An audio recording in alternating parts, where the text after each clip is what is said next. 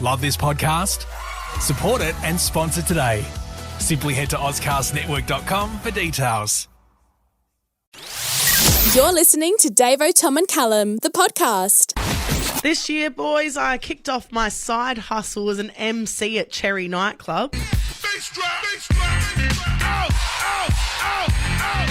I'm not going to lie, that is kind of what I sound like on stage. How often does that specific song get a rinse at Cherry? Is it every shift you do it will come up? Not often, to be honest. Right. And I think I'm never in the R&B room, to be honest, because that's not my forte. I'm a bangers only gal. I thought they'd literally It's in have the contract. I thought they'd have a KPI for a song like that. You know, it has to fulfill a certain amount of spots, every week. Why do we need Fat Man Scoop when I'm giving it heaps? You know what I mean? We don't need him to come on in. What you paid for? Well, actually over the weekend, both content director Sophie and Tom came and saw me at Cherry, which was a bit of fun, hey? Yeah, it was good fun. You were kind enough to give me the mic for a certain part of the Angels. Are we ever going to see your face again? Am I ever going to see your face again? And you did really well. You really nailed the gave brief. it heaps. Absolutely, it did. Well, on Friday, it was ladies' night at the club, and what they were doing, they were showcasing all the female talent that we've got at the club. So lots of female DJs, a couple of female MCs. Damn straight, and that's a bit of the gear that we were whipping out. But me and this other MC that works there, I'd never seen her do her thing before. I actually think she's only just started, right? Yeah. And I got there right at the end of her sort of set. And let me tell you, when I say I was intimidated, it was next level intimidation. This chick was up on the speaker. She was twerking. Right. It was like she was teaching a Zumba class. It was so damn good. I was hyped. The crowd was hyped. And I thought, I'm about to get on stage. What the hell am I bringing? Must be a weird feeling to watch in, awe, but also a little bit of jealousy and be like, okay, this is going to be hard to top, but I am really enjoying it. Yeah, literally. What did you do? Ask the DJ to play the Macarena or something? No. I need to pull out the big guns. Catch up song. The village people now. I resorted to, two things. First things first is that I got up on the speaker. I thought, you know what, I'm going to get up there and, really hype the crowd. Yeah. Did that, realised that I then have to get off the speaker, and I looked like Winnie the Pooh trying to get off that speaker. You're like, next resort, flying fox. I'm going to suspend one cable from one end of the room. Dive. It's my only way down. I have to keep my jobs, guys. But yeah, then what I decided to do was I got the crowd involved. I was like, right, this is only one thing I can bring to the table right now, and that is a crowd shoey. Okay. So I said, who wants a free drink here? Hands went up, obviously, and then I chose one bloke out of the crowd, and he gets up on the speaker. I've got him right up there, crowd, front row centre, waited for the drop of the song, and he's done his shoey. And everyone goes mental, right? Yeah. How'd you pick him out? How'd you pick him out specifically to be the shoey guy? Backwards cap. Yeah. That'll do it. I was drunk off this power. Let me tell you, I loved it. So I got another shoey happening. Well, you got two shoes. Yeah, well, exactly right. So I've done this. Next minute, I get a ping on my phone. It is the big boss. Oh, no. He said, no one is allowed to do shoeys off the speaker. Immediately cease fire. Stand down. I was in trouble. Then I had someone else dob me in, and basically I got a speaking to as I left the venue. Yeah. Your boss is just like, Macarena would have been so much better. As a 32-year-old woman, getting told off for encouraging shoeys is not something I thought would have happened. It's not ideal, is it? The shoey is controversial, but it's a funny thing, yes, like you said, to happen as an adult, Davo. Look, we want to open up the text line here. When did you get told off as an adult? And I think it's such a common thing, I guess, as an adult and in the workplace, taking naps, things like that, if you're caught watching something on your phone or whatever, there's little things more often than not around the workplace. Not that we're big culprits on naps here, but there are some quite nice podcast chairs that go pretty well if you've had a big night. I got told off by one of our mates' dads a couple of years ago. I would have been about 19, maybe 20 years old, and we were out the back having a bit of a bonfire, a few beers on a Saturday afternoon. And we couldn't get this fire going well enough, so someone came out with some of the like gasoline, kerosene, and then I got my hands on it, and I just sort of went hell for leather. and then I've lit a bit of the lawn on fire. We're trying to put it out. And then the dad came out and, gave me a spraying.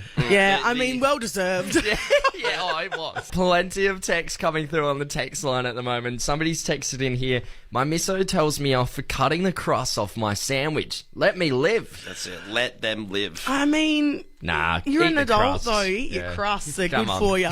This one here, I'm 29 and I got in trouble last Christmas for teaching my nieces and nephews swear words in Greek. Yeah, I mean, I remember I got in trouble with my cousin when I was about 10 doing that for our 5-year-old cousin. What's wrong with you? It's fun. Yeah, but like, I mean, as a 29-year-old, what are you doing? And then you made them do a shoey. Someone texted in and said, the judge told me off for wearing a Simpsons tie to court. Little swipe just said it was immature. Yeah, there's only so much you can do, I guess. I mean, it's not illegal, but, it's a bit out there. My friend is a lawyer and she said recently someone got done for speeding and rocked up in a Velo 500 Really? They were like, could you not have worn something more appropriate? Yeah, I like to go fast. They've got the need for speed. So yeah, I'm 36 and I rocked up 15 minutes late to my grandma's birthday where my mum gave me an almighty spray in front of everyone. I felt like I was 11 again. Yeah, that'll do it. Getting sprayed by your mum. This one's insane. Somebody has texted in. Got told off by my son's teacher for cussing. I dropped my keys and said shit in front of my son and his teacher. And he told me to pick more appropriate language, speaking in front of my 15-year-old son, who I know has heard a lot worse. Jeez, it's such a common one, the language, swearing in front of the kids is so big. Yeah, but when it's your own kid, can you really... Whatever. I really like this text in we got here. It says, I didn't realise you boys were adults yet. Just jokes, boys. Love the show. Paul from WA. Hey, Thank shout you, out, Paul. Paul. Thanks, mate. Yeah, 23 and feel like I'm 13. We'll send you our IDs. You can have clarification. All right. I get older. The Davo, Tom, and Callum podcast stays the same age. It's that time of the year again, boys, where we start to reflect and look back on the year that was and, maybe start thinking about some of the choices we've made. Terrible ones, mostly. Well, this list is a bit of that. Pornhub has just released its biggest searches for the last 12 months. Right. And there's a specific category that has gone absolutely bunter, and we'll get to that just shortly. Yeah. I guess I see what you mean. Of course, when you have some clarity and you look at, what you're sussing, you're like, Jesus, you kind of regret a few of the categories, don't you? They can get a bit weird. Oh, is that right, Callum? So sorry, yeah.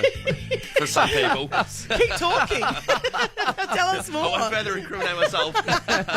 Full of regret. Yeah. Well, let's have a look at the top 5 searches that have been hanging around Pornhub for the last year. So, number 5, sexual healing. And that is sort of things like massage therapy sessions, and foot therapy has gone up 219%. Wow, so is foot therapy just foot fetish, or...? What do you think foot therapy would be? I don't know. I'd have to say it's along those lines. Break it down in your head and let's keep moving.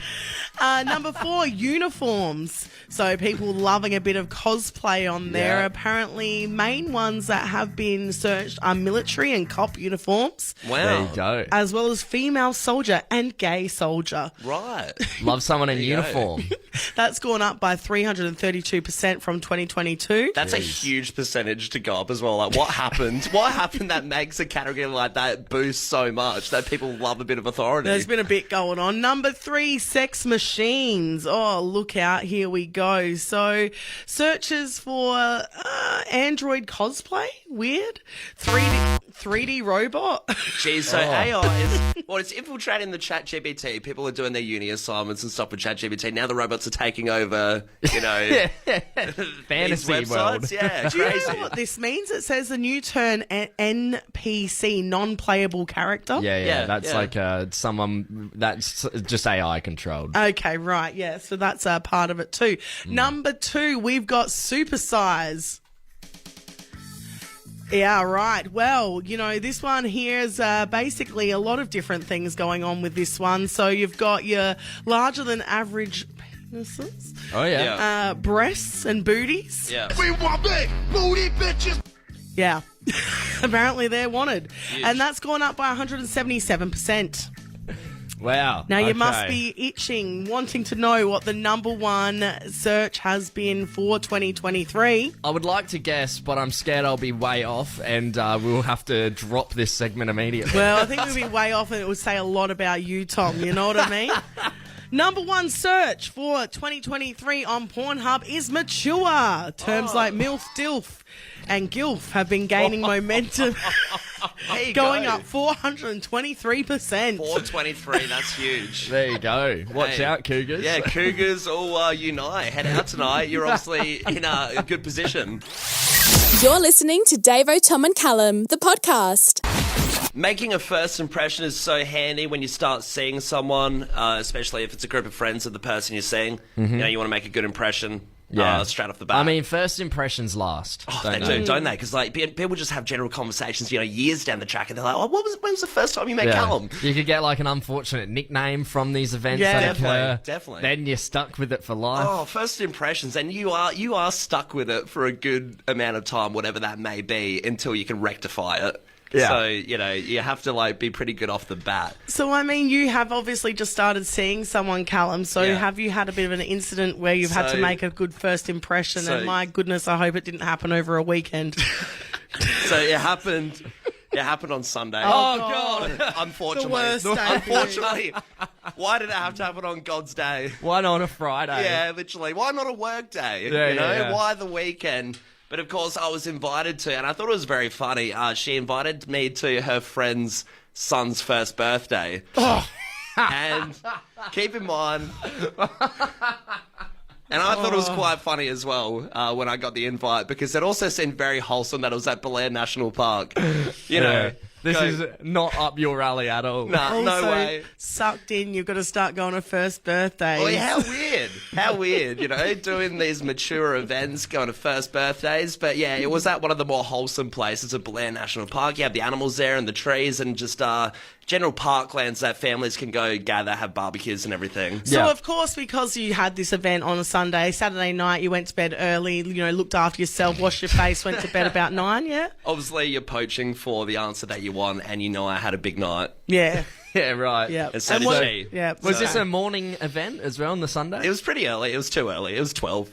Yeah, Which is yeah, early okay. enough on a Sunday. Yeah, to get to Bel Air. Yeah. So it was, we were a little bit rusty, and going in, I thought, geez, I've got to be on my A game. I do feel a little bit rusty from the night before. I will try and make my best impression with this new group of, these friends. Okay, Yeah. great. I'm at the bottom of the Blair National Park, and the bloke who's the dad of the baby, he's unpacking stuff out of the car. And I think, oh, great opportunity. I'll help, take some stuff out. So Yeah. I go up and I'm like, hey, man, do you need a hand with anything? And he's like, yeah, it'd be great. Could you just take this deck chair and a few other things over to, the families over there, right? Yeah. I turn around. I have a look at the different options. I'm like, I could go left or right. Oh, you And I'm don't like- know the and I'm- family. yeah, so, and I'm like, he's pointed in this general vicinity where I'm like, okay, it's that one. He's pointed over there. So I start walking over to this big group of people. I'd say a group of 20 adults, a few kids running around, bringing this deck chair over, a backpack, and the kids' present. And I slap down the deck chair in front of these people. And I think, I've got to be confident straight off the bat. Got to make a good impression. So I start going around this whole group, shaking hands. And I'm like, hey, mate, how you going? Good? It's a nice spot here, isn't it? Great national park. I'm setting this deck chair up, putting everything down. Stench of bourbon in the air. Yeah.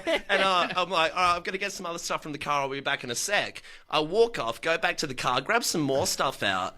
And I look around. I turn around and look for the girl that I'm seeing to find that she is at the complete opposite group. She is about 100 metres to the right. I've gone over to a completely wrong family. They have no idea who I am.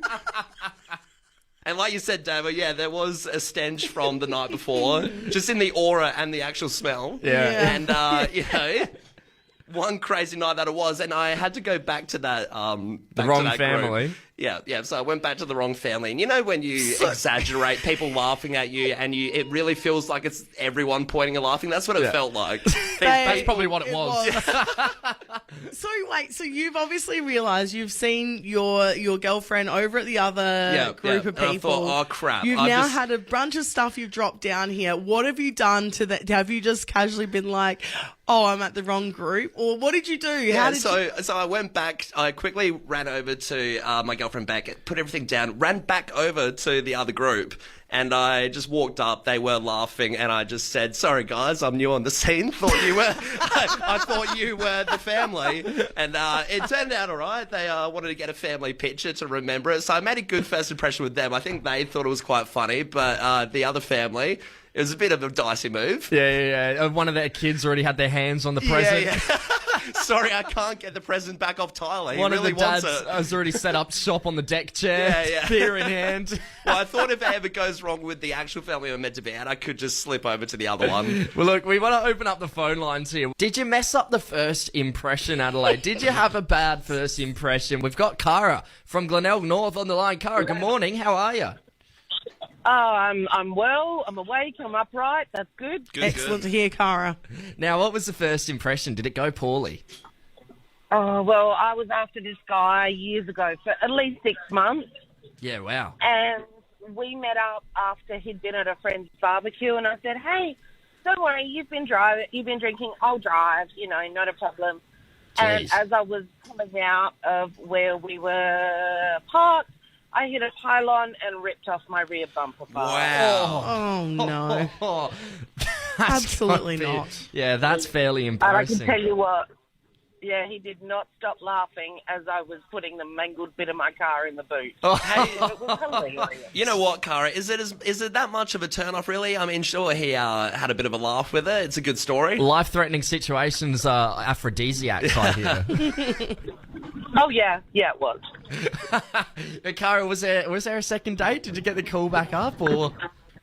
I did get a second date and several other dates, and it was quite nice. Oh, It of was lovely. course, It's of course But I you was did. never allowed to drive. Fairy tale ending there. Fair enough. Hey, Cara, we've got a $50 voucher to Barbecue Boys coming your way. Thank you so much. I love Barbecue Boys. Oh, how good. Fantastic. Well, enjoy that. It's a pretty bad first impression. Sometimes me think, what is friend? Then me say, friend is someone to listen to Davo, Tom and Callum podcast. Cookie, nom nom nom nom nom.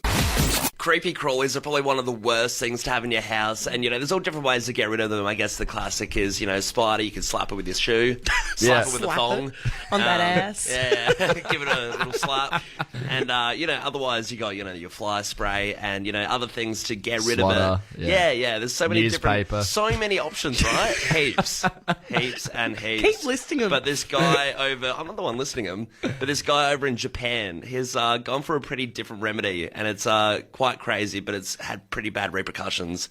He's blown up his apartment trying to kill a cockroach. So, A cockroach, just one? One single cockroach. Over in Japan near Hiroshima, this bloke, about in his 50s, has seen one single cockroach, and he's thought, geez, I won't get the spray out, or, I won't try anything else on this thing. He's used insecticide and sprayed the house so much that it caught up in flames. Okay, right. So he's sprayed the hell out of it, and he's lit a candle in one room, Yeah, and then boom, bada bing, So bada he didn't boom. get, Exactly it was right. no C4. It was just he Yeah. filled that house up and then went to make pasta or something. Yeah, some kitchen utensil, which blows my mind because for it to be that flammable in there with the insecticide, it's like, surely it gets to a point where you can't breathe and I you was can't going to function say, in there. I get annoyed when someone gets the fly spray out and just does a couple little squirts. Yeah, I'm like, that yeah. stunk out the Oh, it house. stings. So what is this guy? How many cans has he gotten through? He's got a hazmat suit on while he's making pasta in the kitchen. Doesn't really realise. Sorry, it was a Halloween costume party. Belated. I had the Breaking Bad suit on. Have you ever experienced a cockroach one-on-one, though? Because What, they a tussle? they staunch you. Yeah, they they're get big. up on their hind legs. They put their arms out. They come at you. Little baseball bat. I'm not tapping even it, joking. Tapping it into that one hand. I mean, cockroaches too, famously known for being able to survive a nuclear war. so I I mean, think did the cockroach walk away without a scratch? No doubt. Walked Scot-free. away from the Yeah. explosion. You're listening to Davo, Tom and Callum, the podcast. I'm bloody ticked off. Simon Mongrel. Oh, jeez, it's ticked off, Tom. Yeah, I'm bloody ticked off again, guys. Oh, God. It's happening on a weekly basis now. Well, I mean, who would have knew that there were so many things that would just constantly pop up day by day? I mean, I would. Yeah, we knew you'd be being ticked off every week. It just wasn't a segment yet. I'm glad you've given me the airtime. It's also good for you to get this stuff off your chest, mate. You know, That's it's nice. It's not all bottling up, raging inside me anymore. But no, I want to talk about this article that I read earlier this morning, and it's the way that people over in Britain are doing their dishes, and it's really riled me up. Oh, so you've gone, TikTok Tom's gone international now. Yeah. We're looking at the annoying grievances from around the world. That's it. It's seeking it out. Yeah. Well, I started reading this article because the title was a bit clickbaity, but the more I read into it, the more I was like, this is just disgusting. This is foul. The way the English wash their dishes. And I'm not saying this is all of them, but apparently there's a fair few chunk of them that do this after this debate went worldwide onto Reddit. I mean, interesting, because their dishes are usually in the same place as their laundry. Yeah, right. Dishwashers are in laundries and vice versa. Yeah, okay, Wow, weird. okay. Well, the way that this is... No, that's interesting. Yeah. We like to think, the English are, like one of us, like, the same, but, they're quite weird, aren't they? Yeah.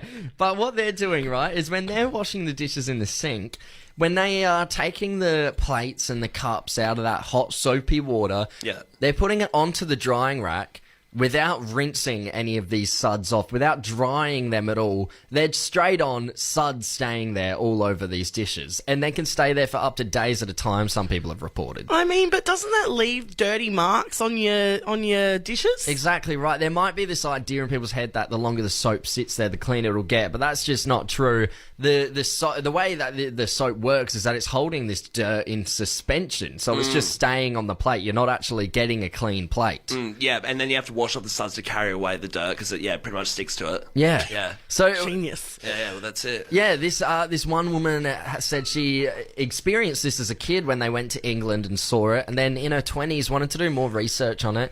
And yeah, they've gone to Reddit, and plenty of people saying, yeah, this is a common practice in England. Apparently, it's a bit of an older person thing over there at the moment now. They're changing their game. They are rinsing some of the younger people, but that's off one account. Who really knows? I mean, I'm more than happy to rinse the dish, but also think about all those sinks that have the double sink. The point of having the second sink is to rinse the dish. Yeah, exactly. But it is just like a weird half-assing the process, isn't it? Yeah. It doesn't take that much longer to wash it off and guarantee that the dishes are going to be properly clean. Yeah, I mean, let's open up the text line here, get a bit of a conversation going. Is this disgusting, Adelaide? I want to know, is this a disgusting habit? You might have some English freak neighbours or something that you've been over for a dinner party and sent it for yourself. Hey. God forbid, I'd hope you've never been a part of that situation. If you are English and you do this, let us know. We were talking about our own dishwashing habits off air, and Callum was saying that he doesn't mind doing the dishes. And we both rolled our eyes at that because we thought, well, that must be once every 6 months when he pops into the kitchen and Well, helps his mum. where do you draw the line? You said you like Yeah, drying. so What don't you do? I said I like the drying, and I actually don't mind, the washing with the squeegee thing or whatever, but as soon as the food goes into the sinkhole and, like, it's wet food in the sinkhole, like, screw that, I'm not touching it. So you leave it there for someone else. There's two jobs around the house, like, I'm happy to do whatever chore, but there's two jobs. No, I'm content. I'm content with whatever chore. But what I won't touch, what I refuse to touch is the kitty litter and the sinkhole. I don't believe... They're out of bounds. I actually don't ask me to do believe it. that at all. You're the type of person that you go walk the dog and get someone else to pick up after it. No, I'm not. I don't have a dog, so it wouldn't happen. And all of you on your high horses as well. Bullshit, you do the dishes as well. Every night, mate. No, you don't. Every bloody night after I dinner. highly doubt it. Plenty of people texting through, though. We are talking about the dishes. We're saying, is this weird? Is this a disgusting way to do the dishes on 0428 927 927? We were hoping if there's anyone English listening, they can call up and defend this idea of doing the dishes. But somebody's texted in saying, myself and my old man have the same argument every night we do the dishes. He doesn't rinse and the bubbles get stuck in the little lip of the microwave containers. Drives me nuts. Yeah, fair enough. I can't stand that. But what's even more annoying is when you can't get the tea towel in there, so you're just like trying to get rid of the suds. Yeah, yeah, like with your nail. I've spent many a minutes at those microwave containers. Specific. This is so up your alley, man. Like I'm trying to get on board. You've got animal gear. I've got dishwashing. I'm trying to get on board, but I'm like, these are details that surely. This one is interesting. My parents from the older generation never used to rinse dishes only because they were on rainwater in the country. And with 3 kids, water was scarce. I rinse all the time now. As I no, Davo, it's an interesting segment. Let them have their chance on the text line. One of the fresh fam. It is very, very interesting and not mundane. I rinse all the time now, as I hate the taste of dishwashing detergent when you have a glass of water. Yeah, very, very absolutely. good observation. We've all been there. We got another text in here from Chad. I think he's on the same wavelength as me with this one. It says, "You guys have just blown my mind. I've been doing it wrong my whole life." Thank you, Chad. There you go. That's a legitimate text. You're trying to take away from poor Chad there. We've had Kev as well text in saying, "Yeah, look, who cares? A bit of soap's not going to kill you. Sometimes you're in a rush." Kev's from Manchester. Yeah, English Kev on the text line. First you get the sugar, then you get the power, then you get the Davo, Tom and Callum podcast. Ho, ho, ho! Merry Christmas! It's beginning to look a lot like Christmas. Who is the ultimate Christmas lover? Only time will tell. Sleighbell Smackdown on Fresh 92.7.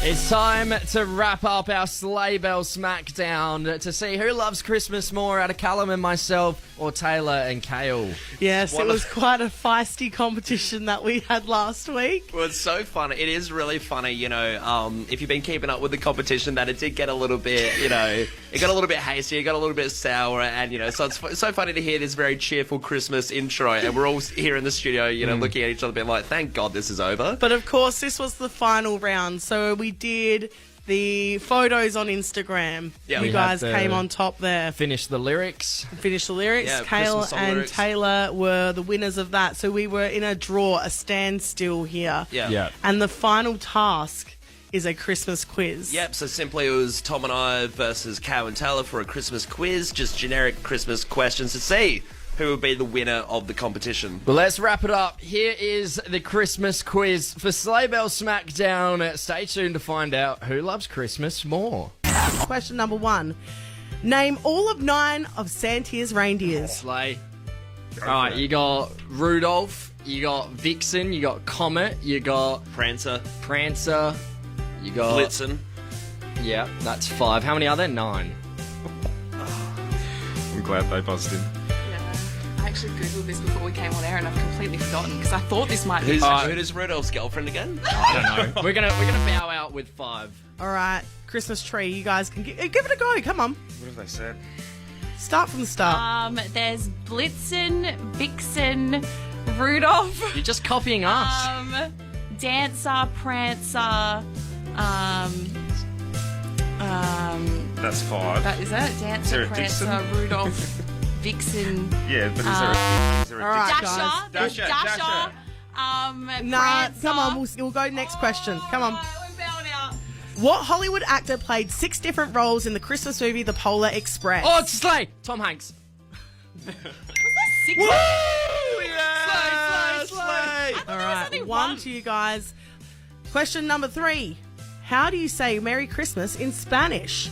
Sleigh. Have a stab, bro. Hola Christmaso. You guys, it's a pretty famous saying. Como te Christmas. Feliz Navidad. Oh, we are even. Navidad. Feliz Navidad. I don't know, there's a song about it and it just came into my head. That's the one. All right, guys. I think ours is just a different dialect in Spain. It really depends on the region. It's really a Granada to Barcelona kind of difference. All right, question number 4. What year did Mariah Carey's All I Want for Christmas Is You come out? Slay. Early 2000s. Late 90s. Yeah. I was going to say 2006. I think. No, I reckon early 2000s, like 02, 01. Alright, 3. I'm going to go 01. What do you think? 01. No good. Should we do it still? Yeah, what are you going to say? Do you want to? Yeah. Do you reckon? Yeah. We're going to go with 2002. Oh. Is it 2004? It's 1994, guys. Wow! Knowing that. That's embarrassing, actually. All right, now, jeez, where are we at with scoring? Is anyone scoring I have here? a point. 1-1, I think it's isn't it? 1-1. All right. Jeez.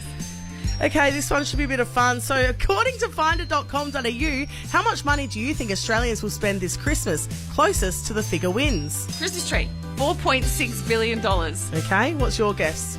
Do you reckon we go more or higher? Let's go 4.5. 4.5 billion.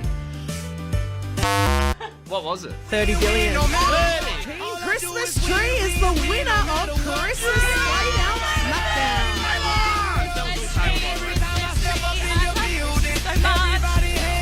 Like one of them Christmas horror movies. You know? Oh, that's offensive.